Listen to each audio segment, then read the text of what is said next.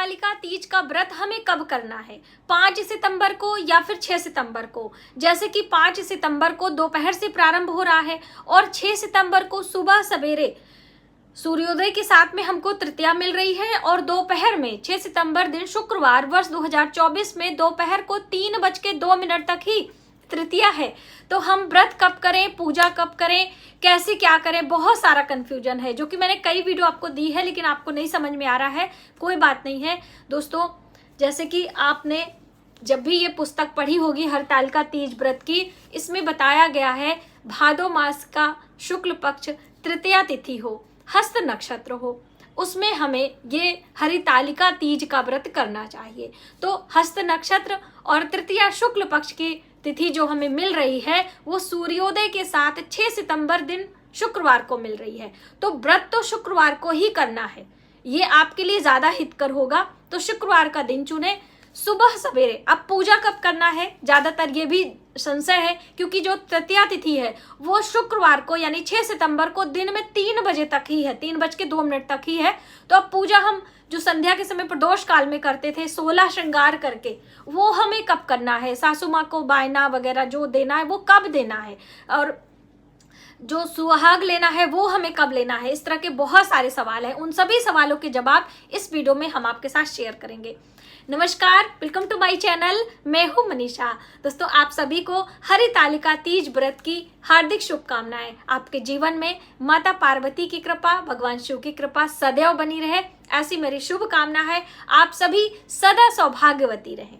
चलिए वीडियो की शुरुआत करते हैं। दोस्तों, हरितालिका तीज का व्रत बहुत ही सौभाग्यवर्धक होता है। माता पार्वती ने भगवान शिव को पाने के लिए इस व्रत को किया था और इसका नाम हरितालिका तीज क्यों पड़ा, क्योंकि जो हरितालिका यानी अपने सखियों द्वारा वो हरी गई थी यानी कि छुपाई गई थी और इस व्रत को छुपकर किया था। और तब उनके पिताजी ने, इस पुस्तक में कहानी है, आप पढ़ेंगे तो खुद ही पता चलेगा और मैंने कहानी सुनाई भी है, तो इसीलिए इसका नाम हरितालिका पड़ा। अब ये व्रत 6 को करना, आपको पता चल गया। पूजा सुबह सवेरे आपको एक बार कर लेना है। दिन में मेहंदी वगैरह लगाना है, जैसे कि भादो की शुक्ल पक्ष की तृतीया और हस्त नक्षत्र में जब हम अपने हाथों में मेहंदी लगाते हैं, व्रत उपास करते हैं और माघ महीने की मघा नक्षत्र में गंगा स्नान करते हैं, तो वो मेहंदी लगाने का जो पुण्य फल होता है तब हमें प्राप्त होता है। इसीलिए पहले हमारी दादी नानी वगैरह अंगूठे में यानी पैर के अंगूठे में, पैरों में मेहंदी जरूर लगाती थी जिससे कि वो मेहंदी लंबे समय तक हमारी चल पाए। ये एक प्रकार का रहस्य है। तो आप अपने अंगूठे के नाखूनों पर लगे, क्योंकि नाखून की मेहंदी बहुत धीरे छूटती है। पैरों के नाखून में इसमें जरूर आप लगाइएगा, ठीक है। अब पूजा आपने चाहे अगर आप अपने घर में कर रही हैं तो दिन में आप कर सकते हो 3 बजे के पहले पहले, लेकिन बीच में राहु काल भी है। तो 10:45 के अराउंड में आपको राहु काल मिल रहा है, हम आपको बता दे रहे हैं। हाँ, 10:45 से लेकर दोपहर 12:19 तक राहु काल है। तो राहु काल में आपको पूजा नहीं करना चाहिए, वैसे भी दोपहर का समय पूजा करने का नहीं होता है। तो आप निश्चिंत होकर 3 बजे तक पूजा में बैठें और पूजा में बैठने के बाद आप कलश वगैरह जो लगाना है, माता रानी की चौकी, इसीलिए देखिए पहले के समय जो मैं आपको बार बार बताती हूँ कि आपके पूजा करने के यानी कि आपने चौकी वगैरह सुबह ही लगा देना है। सुबह आप कलश रख लीजिए, सुबह माता रानी का स्थापना कर दीजिए, सुबह में एक दीप लगाकर पंचोपचार विधि से पूजा कर दीजिए, आपका शुभ मुहूर्त हो गया। अब आप उसमें शाम को चतुर्थी में पूजा करें, 4 बजे करें, 3 बजे करें, ये मायने नहीं रखता क्योंकि आपका कलश रख उठा है शुभ मुहूर्त में, ठीक है। तो बस इसी तरीके से आप पूजा कर सकते हो। यदि आप अपने घर में कर रहे हैं, आपकी सुविधा है, तो आप 3 बजे पूजा में बैठ जाइए। मंत्रों का जब पूजा करते 4-5 बज जाएगा, या फिर आप शाम को भी कर सकते हो, कोई परेशानी नहीं है। गोधूली बेला में, प्रदोष काल में, शुक्रवार का दिन है, माता लक्ष्मी का दिन है, वैभव का दिन है, तो आप संध्या के समय भी पूजा कर सकते हो। बस एक छोटी सी बात का आपको ध्यान रखना है कि आप अपना कलश सुबह तृतीया में ही रख लीजिए, ठीक है। जहां भी आपको पूजा करना है आप साफ सुथरा करके एक दिन पहले ही सारी तैयारी कर लीजिए, जैसे हम लोग नवरात्रि के समय में करते हैं, ऐसा करके भी आप पूजा की शुरुआत कर सकते हो, ठीक है। तो आप ज्यादा परेशान ना हो। दिन में 10:45 से लेकर 12:19 तक का समय राहु काल का है। तो राहु काल में चौकी वगैरह आप ना लगाएं, इस बात का ध्यान रखें। आप मेहंदी वगैरह लगा सकती हैं, ऐसा नहीं कि अब राहु काल में मेहंदी भी नहीं लगाना, कुछ भी नहीं, सब आप कर सकती हैं। पूजा की चौकी आप सुबह लगा ले, बस इस चीज से आपको क्लियर हो गया। अब जो कथा है वो आप शाम को सुने, जब आप 16 श्रृंगार करके पूजा में बैठेंगी तब आपको कथा सुनना है। विधिवत तरीके से भगवान भोलेनाथ की चौकी पर आप फुलेरा वगैरह लगा दें। हम लोगों के यहाँ तो मार्केट में छोटा सा मिलता है, उसको भी हम लोग लगा लेते हैं। तो आराम से आप अपने परिवार के साथ भी पूजा करें। जो बहनें मंदिर जाती हैं पूजा करने के लिए, वो लोग भी मंदिर जाकर पूजा कर सकते हैं प्रदोष काल में। और दोपहर के समय पूजा नहीं किया जाता, आप सबको पता है, तो दोपहर के समय आप पूजा ना करें, 3 बजे से शुरू कर सकते हैं, ठीक है। इसीलिए मैंने कहा कि चौकी वगैरह आप सुबह भी लगा सकते हो। तो जो मंदिर में करती हैं वो भी अपने घर में चौकी लगा ले, फिर मंदिर में आप दर्शन करने के लिए चले जाइएगा, ठीक है। तो आप श्रृंगार वगैरह करके 16 श्रृंगार करके आप पूजा करें और माता रानी को इस दिन सिंदूर चढ़ाएं। लेकिन दूसरे दिन सुबह सवेरे यानी 7 सितंबर को सुबह ब्रह्म मुहूर्त में स्नान ध्यान करके माता रानी की पूजा अर्चना करने के बाद हम उन्हें सुहाग सिंदूर चढ़ाएंगे और फिर वही सिंदूर हम स्वयं लेंगे। लेकिन सिंदूर की डब्बी आपकी पूजा वाली होनी चाहिए, विवाह वाली सिंदूर आपको नहीं लेना है ना। पूजा में हमेशा बहुत सारे लोग सोचते हैं कि हमें अपने विवाह का सिंदूरा ही इस्तेमाल करना होता है, ये गलती आप ना करें। दूसरा, आपने जो सासू माँ को बायना देना है, इसके लिए बहुत सारा प्रश्न आया था। तो देखिए, सासू माँ को बायना आप कुछ भी दे सकते हो। हम बात करें साड़ी कपड़े की, चुनरी की, शॉल की, सूट की, ये आपके प्रेम और सामर्थ्य के ऊपर है।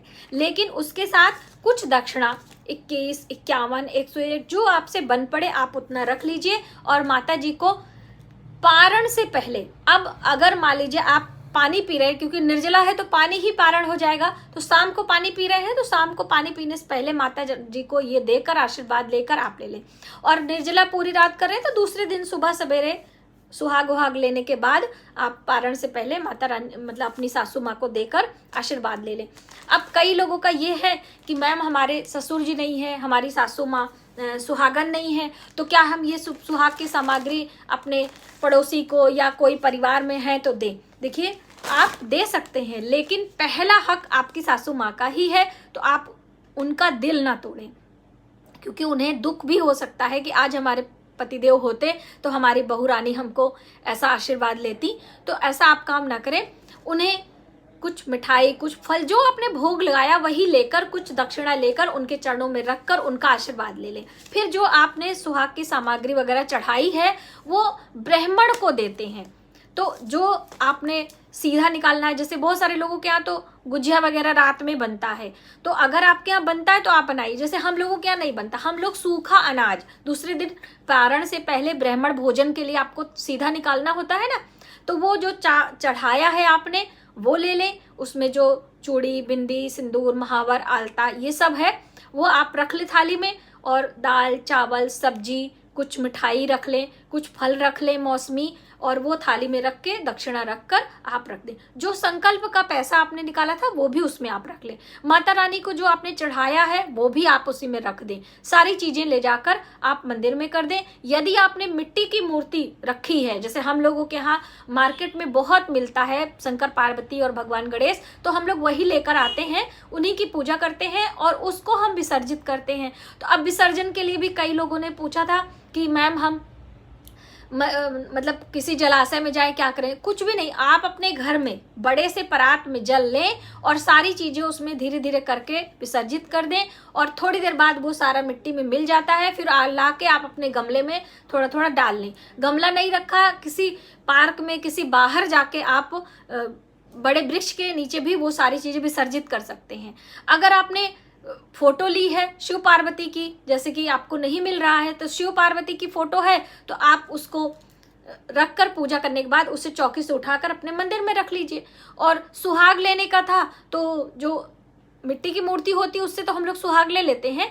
प्रतिमा में भी, फोटो में भी आप लगाकर सुहाग ले सकते हो, वरना आप अलग से गौरी गणेश भी बना के पूजा में रख सकते हो। उनको, गौरी माता को आप सिंदूर चढ़ाकर सुहाग ले सकते हो। ऐसा भी करके आप अपनी पूजा कर सकते हैं। और जो बहनें घर से बाहर हैं, किसी सफ़र में है, किसी मुश्किल में है, वो ज़्यादा परेशान ना हो, आप निर्जला व्रत कर लें और मन में मानसिक रूप से भगवान शिव पार्वती का ध्यान कर लें। और कहीं भी अगर अवसर मिले तो कहीं दूर से भी प्रार्थना प्रणाम करके अपने व्रत को कंप्लीट करें। अगले साल आप जब अच्छे से रहेंगी तब आप पूजा उपासना करिएगा। कुछ दक्षिणा मंदिर में दान पेटी वगैरह में आप दान कर दीजिएगा। इस तरह से करके दूसरे दिन आप पारण, पानी, जल, फल आप ले सकते हो। सूखा अनाज या दक्षिणा आप निकाल सकते हो। देखिए, बहुत सारे परेशानी हमारे जीवन में आती हैं। ये मनुष्य जीवन है, ये गृहस्थ जीवन है, तो हमें सभी सुखों दुखों को लेकर अपने नियमों को भी मानते हुए व्रत उपास अपने सांसारिक जीवन को बिताना है। तो आपने जाना कि हरितालिका तीज व्रत की पूजा हमें कब करनी है, कैसे हमें कथा सुनना है, सासू माँ का बायना। आप सबके बहुत सारे सवाल थे, तो मैंने सोचा मैं एक वीडियो में आप सभी के लिए ये लेकर आऊँ। तो मिलते हैं एक नई जानकारी के साथ नए वीडियो में। तब तक आप सभी अपना ख्याल रखें। जय माता।